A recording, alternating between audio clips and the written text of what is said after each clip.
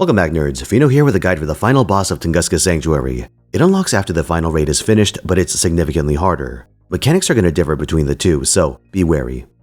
The first and most annoying thing you're going to notice is that Beast 4 Coin halves your battery effectiveness for the first 3 turns, so 50% batteries become 25% batteries.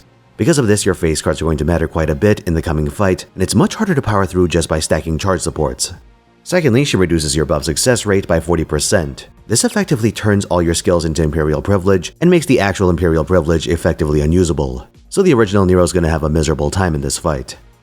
The buff success reduction also makes the Immortal team borderline untenable, since not only are you running a very slow setup, but the need to repeatedly use Castoria's NP means that Murphy's Law has a very high chance of ending your run. However, you can counter this mechanic to a large degree by picking the story support Taigong Wang, who raises your buff success by 30%. So instead of being Hypnosis, all your skills become Leaf Storm, and when has Leaf Storm ever let you down? As an added bonus, Taigong Wang gives you an attack buff and nullifies defensive class disadvantage, as long as he's alive. So of the 3, I'd recommend picking him, though the story support Ibuki Doji can also work if you're completely deficient in the attacker department. At each stage of the fight, Beast 4 will summon a pair of kin enemies with their own effects. At the start of the fight, there's a LWB M8 Gun Abomination that drains a ton of your stars and nerfs your quick effectiveness. With it is a Yaga that nerfs your NP gain and art's effectiveness.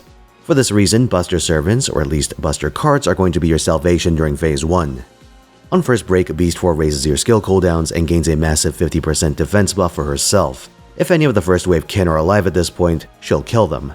All the spawned enemies in this fight have an on-death effect that increases Beast 4's max health by 50k, so that's going to accumulate over time. The Phase 2 summons are a Giant who guts your star generation and crit damage, and Cerberus, who tries to apply 2 hits of invulnerability every turn and a hefty NP damage resistance buff. These apply to every enemy except itself. Now you may notice that sometimes these buffs are going to whiff, even on the enemies, and that's because the same passive that reduces your buff success also works on the enemies to a lesser degree, so just keep that in mind if something seems weird. This arrangement is supposed to incentivize you to take out Cerberus and then the Giant before going after Koyanskaya. But with a sufficiently strong attacker and invuln Pierce, you can just attack Beast 4 directly to force an end to that phase. What may help you on this front is Mash's special effect. The first time you activate her first skill, she'll summon Habitrot to use her Noble Phantasm. For these Tunguska fights, Spinster Habitrot has a special effect that nerfs enemy damage resistance and reduces their damage output for 4 turns.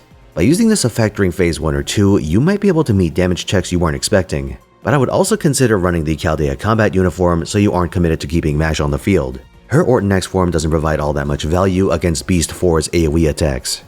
Once you break this bar and enter Phase 3, Koyanskaya will give your team a permanent defense reduction and grant herself chance-based invuln Pierce. The kin this time around are Akali and Amors. The former increases your skill cooldowns every time it hits you and passively nerfs your team's attack. The Amors repeatedly drains your health and applies a curse amplifier, and once killed, it curses your team. By this point in the fight, you'll almost certainly be at risk of taking casualties, and there are mechanics related to this. Firstly, your team gets a one-time 60% guts. Once triggered, you get 20% charge and nerf enemy crit chance. If you survive long enough between pops, 5 turns, it reactivates. Realistically though, 5 turns is a long time in this fight, and I wouldn't count on it for most strategies. Once your servants actually die, every enemy on the field heals for 50k and gains a huge attack buff for 3 turns. So you very much have to worry about the snowball effect as the battle goes on. If you have a spare slot in your team, don't fill it just because you can. If the additional servant doesn't further your overall strategy, they'll just make the enemies stronger once they go down. Also notable is the fact that Orochi will be acting on your behalf every 2 turns, and its abilities follow this rotation. First, it skill seals all the enemies for a turn, drains their charge, and increases your attack. Second, it purges 3 buffs from every enemy, completely cleanses your team of debuffs, and grants a small heal to your lowest health member. It also applies water terrain, which is largely irrelevant. Lastly, it has a chance to stun, curse amp, and buff block every enemy. Then it rotates back to the start. On her final break, Beast 4 halves your max health for 3 turns and gains accelerated charge. The last enemies are a Tiger Tank and one of those Ruler Gun monsters. Both are absolute bastards. The Tiger Tank purges several buffs from your team every turn, and it also protects Beast 4 from direct attack with a huge special resistance buff. The HWB M8 has increased defense and gives every other enemy an impossibly nasty surprise. Every time they're hit, they will roll to instantly kill each member of your frontline. As I found out the hard way, this also procs from the summoned Habitrot, so try to avoid using Mash during this phase. While it's technically possible to power through these enemies with an AoE to kill the kin, and then big hits onto Beast 4 herself, this adds a lot of RNG deep into your run, and I wouldn't recommend it unless you're trying for some big dick minimum turn strategy. The safe strat is to kill the ruler and then the tiger tank with single target damage before moving on to the big boss. By this point, Beast War's Noble Phantasm is almost certainly close to being online. Be aware that it ignores defense and seals your NP for a turn. Throughout Tunguska, you've been getting a damage taken debuff. Up until this fight, it hasn't really mattered, but now you're in for a rude awakening. For hominids, it amplifies your damage taken by 2,000.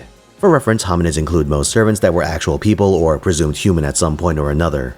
So it's a huge segment of the playable cast, and more than a little esoteric when it comes to who makes the cut, so you want to look up whether your main attacker of choice is targeted. But the point is that 2,000 damage is not small potatoes, and this is a fight that's going to test your endurance unless you're running a very high-end setup. What makes it worse is that Beast War deals double her damage against hominids, so her AoEs are going to melt your frontline very quickly unless you build carefully. Thankfully, you can get an edge by using demonic beast servants, since they not only get a flat damage taken reduction, but they also deal double damage against Koyanskaya. Some of your more notable options include Melusine, Ibuki Doji, Barghest, Vritra, Tamamocat, and 3rd Ascension Summer Kiara. It's also worth noting that a very strong Koyan Light can operate as a DPS, and original recipe Tamamo benefits from this bonus as well. Servants that are neither hominids nor demonic beasts take neutral damage, so you'll see servants like Castoria, Skadi, Oberon, and Doman endure hits relatively well. But for Skadi and Castoria, they also benefit from defensive class advantage. You see, Beast 4 does half damage to casters. On top of giving those supports a leg up, this also enables a very degenerate Tamamo no Mae solo, much like it did for the previous version of Beast Koyanskaya. Being both a demonic beast and a caster, Tamamo can tank through most of the damage coming in this fight. By running multiple copies of White Vessel's Command Seal and other cleanse codes, you can counteract a lot of the death by 1,000 cuts type mechanics. For instance, Beast 4 reduces your max health by a little every time it hits you, which would normally make slow clears quite hard. But between these cleanses and Tamamo's healing, you can stonewall quite well. Plushy Mistress is a video example of a Tamamo solo, and the strategy seems to be attacking Beast 4 directly until the Kali spawns, at which point you switch to killing the kin. Taking out the Kali gives your damage back, and destroying the Moors reduces your healing burden. HWBM8 absolutely has to die, so that's the next logical target. At this point, you have the option to kill the Tiger tank or leave it up on the field.